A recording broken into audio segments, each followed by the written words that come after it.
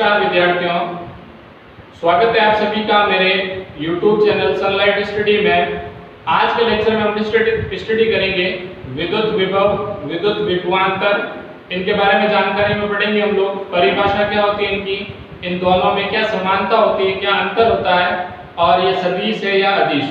इसके पश्चात next topic पढ़ेंगे कि विद्युत परिपथ में प्रचलित उपकरणों के संकेत या चिन्ह क्या होते हैं, उनको किस क्रम में संयोजित किया जाता है, उसके बारे में अध्ययन करेंगे। फिर नेक्स्ट टॉपिक पढ़ेंगे ओम नियम का प्रायोगिक सत्यापन। उससे हम लोग ये जानकारी प्राप्त करेंगे कि जो V और I के मध्य ग्राफ खींचा जाता है वो एक सीधी रेखा प्राप्त होती है, परवलयाकार होती है, उसके बारे में हम लोग अध्ययन करेंगे। देखिए आज का टॉपिक सबसे पहले लेते हैं विद्युत विभव, जिसको डिनोट करते हैं 20। अब देखिए विद्युत विभव कहते हैं किसे, सबसे पहले तो ये आवश्यक है, इसको इंग्लिश में कहते हैं इलेक्ट्रिक पोटेंशियल। देखिए ये कोई एक पॉजिटिव चार्ज है और यहाँ पर भी ये कोई चार्ज है। आपको सिंपल सा सोचना है कि समान आवेशों में प्रतिकर्षण होता है और विपरीत आवेशों में आकर्षण होता है। देखिए ये जो आवेश है ये अपने आसपास में क्षेत्र घेरेगा, या जो धनावेश है इस धनावेश से जो ये रेखाएं निकल रही है इनको हम विद्युत क्षेत्र रेखाएं कहते हैं। अब इन विद्युत क्षेत्र रेखाओं का अध्ययन आप हायर क्लास में करोगे, लेकिन इसको मैं समझा देता हूँ यह होती क्या है। विद्युत क्षेत्र रेखाओं का मतलब होता है कि वे रेखाएं जो विद्युत क्षेत्र की दिशा को प्रदर्शित करती है। तो देखिए यहाँ धनावेश है, तो धनावेश के कारण विद्युत क्षेत्र रेखाएं क्या होगी, धनावेश के कारण विद्युत क्षेत्र रेखाएं होगी बाहर की ओर। तो इसमें सब में एरो कैसे बना देते हैं, बाहर की ओर, ये एरो बना दे बाहर की। अब देखिए ये धनावेश है, इसकी दिशा हो गई बाहर की ओर, मतलब ये किसको इंडिकेट करेगा, विद्युत क्षेत्र को प्रदर्शित करेगा। और यहाँ पर एक धनावेश है, इस धनावेश को हम लोग Q0 भी बोल सकते हैं और Q भी बोल सकते हैं। इसका नाम ये है एकांक धनावेश, या इसको और किस नाम से जान सकते हैं, परीक्षण आवेश। अब हम इस आवेश को ट्रांसफर कर रहे हैं इस बिंदु से विद्युत क्षेत्र में एक बिंदु तक ला रहे हैं। ये कोई A पॉइंट है, ये पॉइंट है B। इस आवेश को यहां से स्थानांतरित कर रहे हैं विद्युत क्षेत्र। तो देखिए ये भी पॉजिटिव चार्ज है और ये भी पॉजिटिव है, पॉजिटिव पॉजिटिव में होगा रिपल्सन, तो क्या हो रहा है, प्रतिकर्षण हो रहा है। यहाँ पर प्रतिकर्षण बल अप्लाई होगा। तो प्रतिकर्षण क्या कार्य करेगा कि ये आवेश दूर दूर गति करेंगे, लेकिन हमें क्या करना है, इसको यहाँ पर सिचुएट करना है। तो यहाँ पर क्या करना पड़ेगा, प्रतिकर्षण बलों के विरुद्ध किया गया कार्य। तो देखिए इसकी सिंपल सी डेफिनेशन क्या होगी, परिभाषा,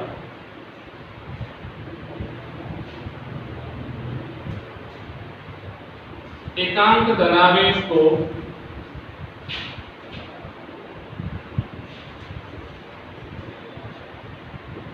विद्युत क्षेत्र में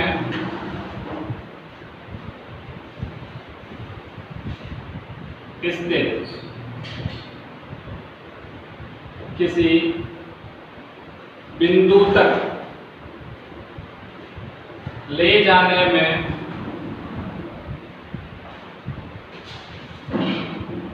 किया गया कार्य विद्युत विभव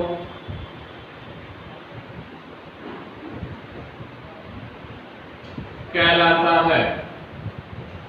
अब देखिए ये इसकी डेफिनेशन है, मतलब इस चार्ज को यहां से ट्रांसफर कहां करना है, यहां पर। दोनों में प्रतिकर्षण होगा और प्रतिकर्षण होगा तो ये दूर दूर गति करेंगे, लेकिन हमें क्या करना है, इसको जबरदस्ती यहाँ पर लाना, तो इसके विरुद्ध क्या करना पड़ेगा, कार्य, और वो कार्य ही क्या कहलाएगा, विद्युत विभव कहलाएगा। फिर देखिए इसका फॉर्मूला, विद्युत विभव बराबर कार्य बटा आवेश। इसे इंडिकेट कैसे कर सकते हैं? V equal W/Q। विद्युत विभव को V से प्रदर्शित किया जाता है, कार्य को W से, आवेश को Q से। अब देखिए इसका मात्रक क्या होगा? इसका कार्य का मात्रक हम लोग क्लास 9th में स्टडी कर चुके हैं, जूल। और आवेश का मात्रक होता है कूलम। तो इसका मात्रक हो गया जूल अपॉन कूलम। अब इसका अन्य मात्रक पढ़ते हैं। तो देखिए इसका अन्य मात्रक है वो SI मात्रक कहलाएगा। SI मात्रक क्या है इसका? इसका SI मात्रक होता है वोल्ट, जिसको V से प्रदर्शित किया जाता है और V से विद्युत विभव को प्रदर्शित किया जाता है। अब देखिए ये था विद्युत विभव। इसके जैसा ही नेक्स्ट टॉपिक है विद्युत विभवांतर। उसकी क्या डेफिनेशन होती है? देखिए विद्युत, पहले एक बार आप इसको स्क्रीनशॉट ले लीजिए, फिर नेक्स्ट टॉपिक करते हैं।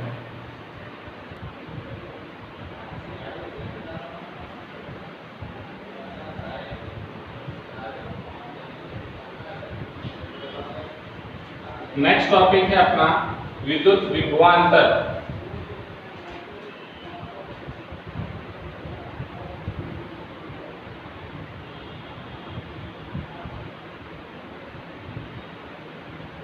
इसको ऐसे लिखते हैं VA माइनस V। कहीं कहीं जगह पर VB माइनस VA भी लिखा हुआ मिलता है। अब देखिए इसकी डेफिनेशन के लिए हम पहले इसको डायग्राम से समझते हैं। ये पॉजिटिव है, वस्तु है कोई या कोई चार्ज है,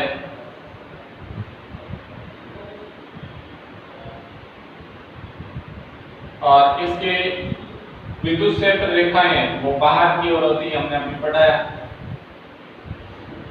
ये बाहर की ओर।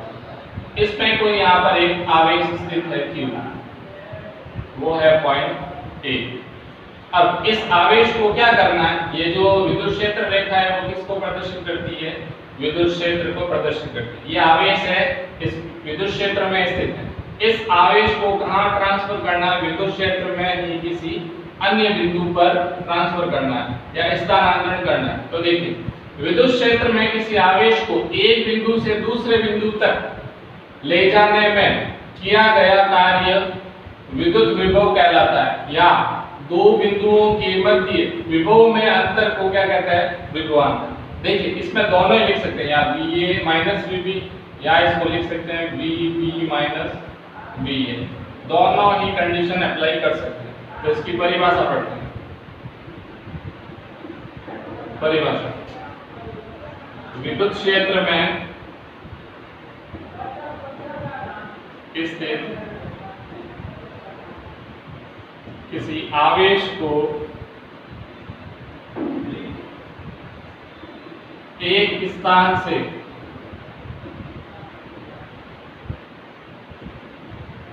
दूसरे स्थान तक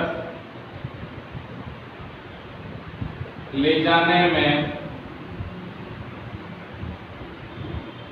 किया गया कार्य, या दोनों बिंदुओं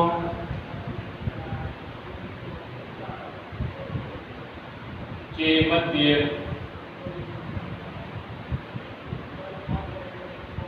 विभव में अंतर, दोनों बिंदुओं के मध्य विभव में अंतर को विद्युत विभवांतर कहते हैं। अब देखिए इसको कैसे प्रदर्शित करेंगे, इसका फॉर्मूला क्या होगा? विद्युत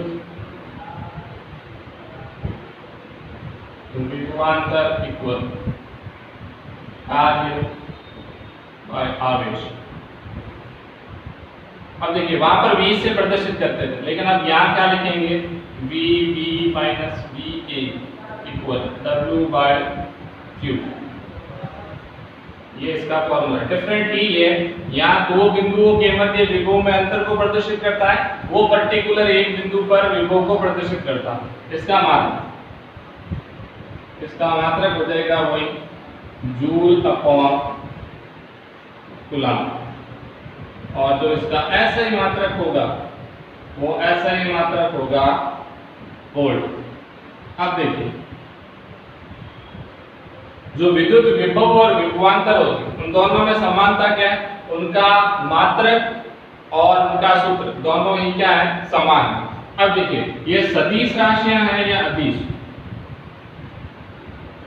सदिश राशि है या अदिश? विद्युत विभव तथा विभवांतर दोनों अदिश राशि है। अब देखिए, अदिश सदिश में क्या डिफरेंस है? अदिश का मतलब होता है कि वे भौतिक राशियां जिनसे दिशा का ज्ञान होता है। जैसे आपको कहते हैं कि 5 किलोमीटर पूर्व की ओर चलना है, तो वो आप पर्टिकुलर दिशा बता रखी है, तो वो एक दिशा है जो विस्थापन को प्रदर्शित करेगी। और आपको कहते हैं कि 5 किलोमीटर चलना है, तो वो किसी भी दिशा में चल सकते हैं, वहां पर दिशा निर्धारित नहीं है, तो वो एक अदिश राशि हो जाएगी और दूरी के संगत लिया जाएगा उसको। मतलब ये हुआ कहने का कि वे भौतिक राशियां जो दिशा को प्रदर्शित करती है वो सदिश राशियां, और वे भौतिक राशियां जो दिशा को प्रदर्शित नहीं करती है वो अदिश राशियां कहलाती हैं। अब देखिए, तो यहाँ पर जैसे वोल्ट लिख रखा है, आपको ऐसे पूछ ले कोई अन्य मात्रक और पूछ ले इसका,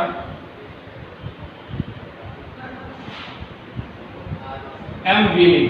अब इसको क्या पढ़ोगे? इसको पढ़ेंगे हम लोग मिली वोल्ट। इसका मतलब हुआ, मिली का मतलब 10⁻³ वोल्ट। देखिए ये कैसे होता है, एक फॉर्मूला बता देता हूं, सब में ये यूज होगा। देखिए, अन्य छोटे मात्रक होते हैं 5, मिली, माइक्रो, नैनो, पिको और फर्मी। पीछे सब के V लगा तो V मतलब हो गया वोल्ट। ये म्यू है तो इसको बोलते हैं माइक्रो। N का मतलब हो गया नैनो, P का मतलब हो गया पिको और F का मतलब हो गया फर्मी, और ये वोल्ट है।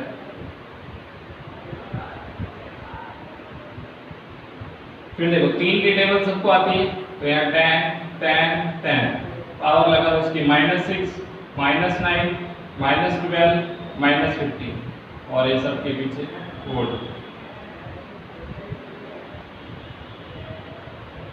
देखिए इसका कहाँ यूज होगा? जैसे आपको कहीं लिखा हुआ मिल जाए 15 फर्मी वोल्ट, आपको बोल दे कि 15 फर्मी वोल्ट को वोल्ट में कन्वर्ट करना है, तो देखिए 15 फर्मी वोल्ट को वोल्ट में कैसे कन्वर्ट करोगे? 15 गुणा 10 की घात -15 वोल्ट। तो ये जो दे रखा है वो एक छोटे मात्रक या अन्य मात्रक के रूप में दे रखा है, उसको ऐसे ही मात्रक में कन्वर्ट करना है तो इन मात्रकों का यूज किया जाता है। एक बार आप इसका स्क्रीनशॉट लीजिए, फिर नेक्स्ट टॉपिक करते हैं।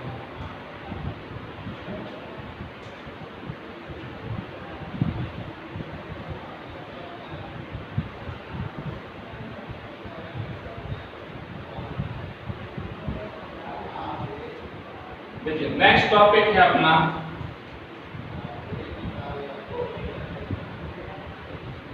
विद्युत परिपथ में प्रचलित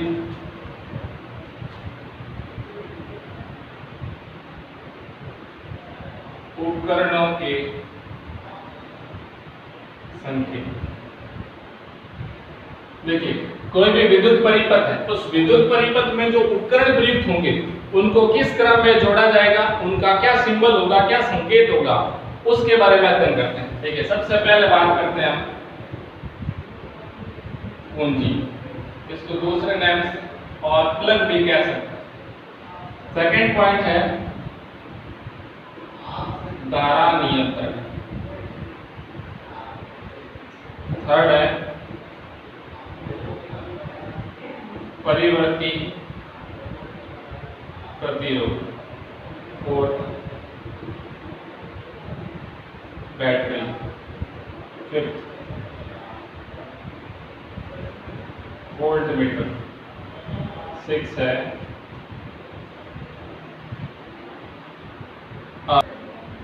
देखिए 7 है वो है बल्ब, 8 है सेल। ये मोस्टली सीनियर क्लासों में यूज होता है, लेकिन देख लेते हैं इसका सेल का भी क्या होता है। देखिए ये तो हो गए इनके नेम। अब इनके बनाते हैं हम लोग संकेत। ये क्या हो गया? उपकरण। ये भी है उपकरण, और ये हो गए इनके संकेत। अब देखिए प्लग, प्लग को कैसे प्रदर्शित करेंगे?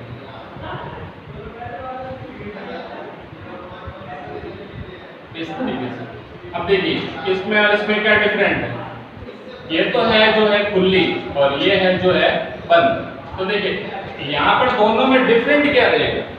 बंद में और खुली में मेनली डिफरेंट ये है कि अगर परिपथ में प्लग लगा हुआ है, वो अगर खुला है तो उस खुले परिपथ में धारा प्रवाहित नहीं होगी, और अगर बंद परिपथ है, बंद मतलब प्लग लगी हुई है, तो उस परिपथ में धारा प्रवाहित होगी। तो देखिए ये जो है ये है बंद प्लग, सॉरी खुला प्लग,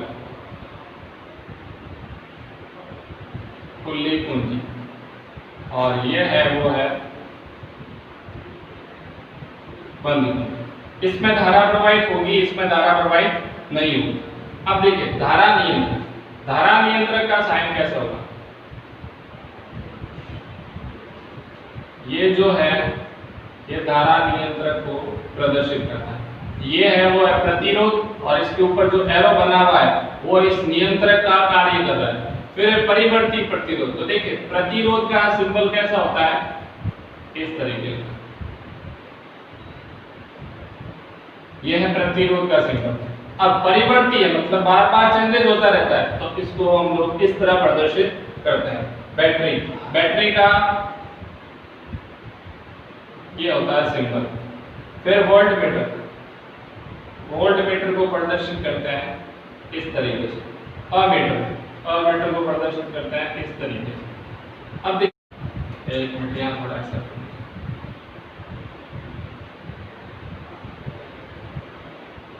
एक होता है तो सेल, दो होती है तो एक सेल से अधिक होगा तो बैटरी होगी। अब देखिए वोल्ट मीटर है तो वोल्ट मीटर का ये सिंबल हो गया, अमीटर का ये सिंबल हो गया। दोनों में डिफरेंट क्या है? ये जो होता है ये जोड़ा जाता है समांतर क्रम में, और ये जो जोड़ा जाता है वो जोड़ा जाता है श्रेणी क्रम। परिपथ में ये हमेशा ही समांतर क्रम में जुड़ेगा, और ये किस में जुड़ेगा? श्रेणी क्रम में। अब देखिए बल्ब का सिंबल, ये है बल्ब का सिंबल। सेल, ये है जो सेल कहलाता है। अब बैटरी और सेल में डिफरेंट क्या है? एक सेल होगा तो वो नॉर्मल सा ऐसा प्रदर्शित किया जाएगा। एक से अधिक सेल होंगे तो उसको हम किस से का नाम दे देंगे? बैटरी का नाम दे देंगे। अब देखिए एक नाम और भी जान लीजिए आप, प्रतिरोध। और प्रतिरोध को प्रदर्शित किया जाता है इस तरीके से, इसको यहाँ पर लिखते हैं R। इसका हम आगे यूज करेंगे। फिर देखिए नेक्स्ट टॉपिक्स में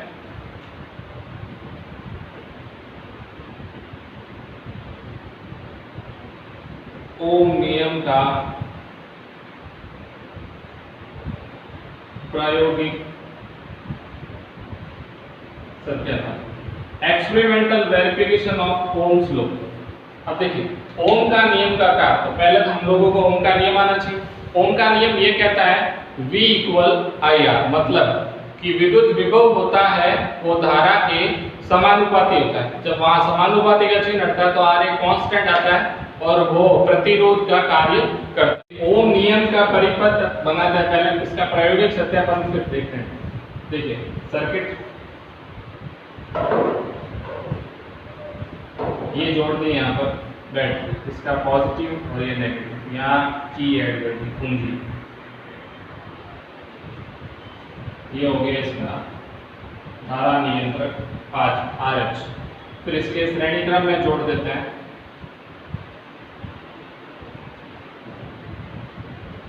अमीटर को। देखिए ये सिंबल का विशेष ध्यान रखिएगा, नहीं तो सर्किट गलत हो जाएगा।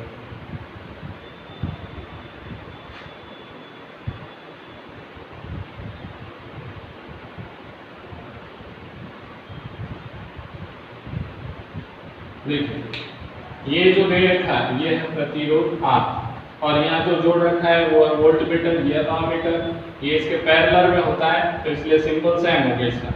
ये बैटरी कुंजी धारा नियंत्रण। अब देखिए इसमें क्या होता है कि जो श्रेणी क्रम में जोड़ा जाता है, श्रेणी क्रम इसलिए कि ये धारा का मापन यथार्थपूर्वक कर सके और सही रिजल्ट दे सके, इसलिए इसको श्रेणी क्रम में कनेक्ट किया जाता है। अब यहाँ पर हमने ओम नियम में पढ़ा था V समानुपाती I होता है, मतलब ये हुआ कि V समानुपाती I है, तो इन दोनों में ग्राफ डिनोट करेंगे। ग्राफ डिनोट करने पर सीधी रेखा प्राप्त होगी। देखिए पहले तो ओम नियम के सत्यापन में थ्योरी है, थोड़ी बहुत बता देता हूँ।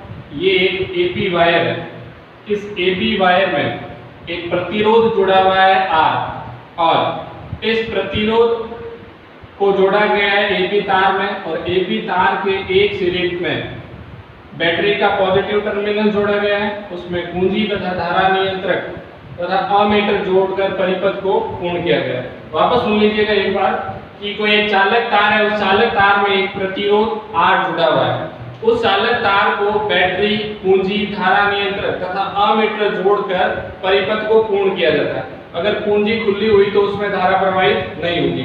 धारा प्रवाहित कब होगी? जब कुंजी बंद होगी।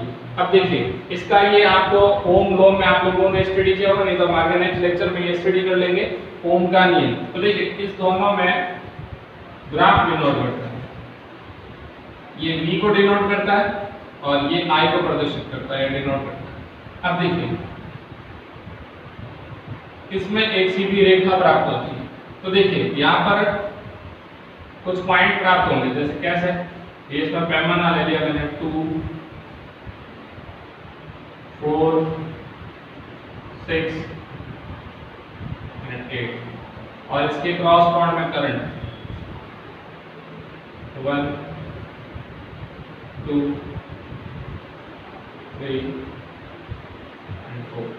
तो देखिए ये जो पॉइंट प्राप्त हो रहे हैं, इन पॉइंट्सों से हम लोग डॉट को मिलाएंगे तो एक सीधी रेखा प्राप्त होगी, और ये सीधी रेखा है वो इसलिए प्राप्त हो रही है क्योंकि I और V एक दूसरे के क्या है? समानुपाती।